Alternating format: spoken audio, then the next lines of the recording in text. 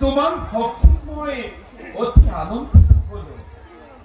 হে নারায়ণ প্রভু হরি, আজি খাইতে দেখি তোমার যুগল শরণ, ধন্য হল যুগর জীবন।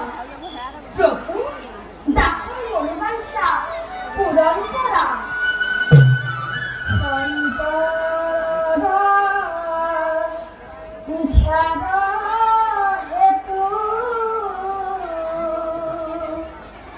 বহুবিধা ধরার দুইজন রাখিবা বলে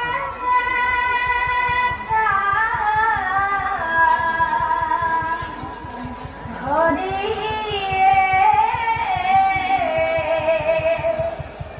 তোমার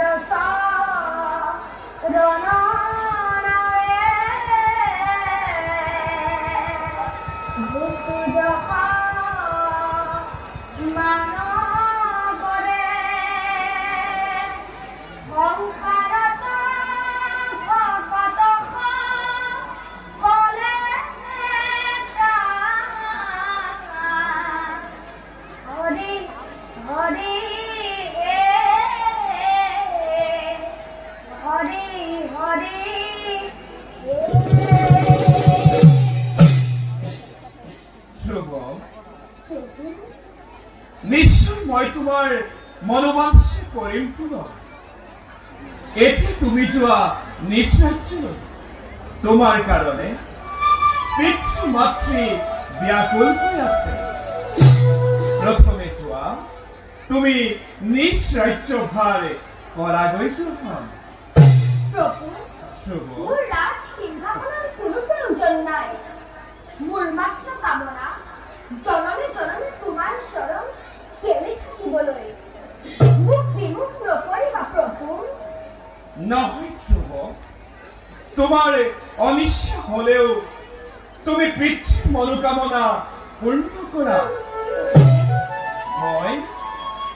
মই তোমাকে কৰিছো আশীৰ্বাদ। চৈধ্য ভৱনৰ ওপৰে উত্তৰ দিশে তোমাৰ স্থান হব।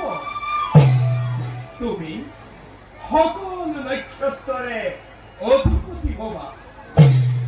ভৱিষ্যতে মানৱৰে মানস পথত তুমি ধ্ৰুৱ তৰা হৈ জিলিকি থাকিবা।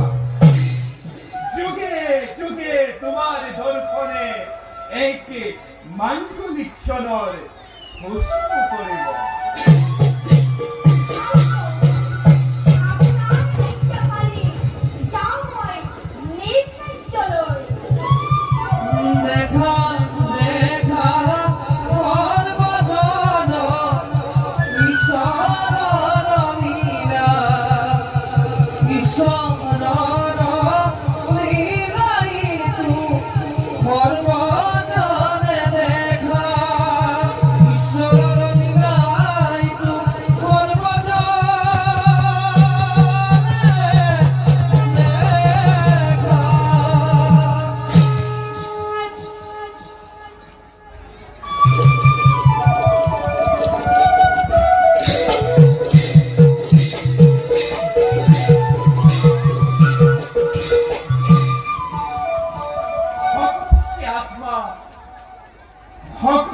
মোৰ প্ৰাণ সেই লৈছো মই ভক্ত কল্পতৰুৰ নাম।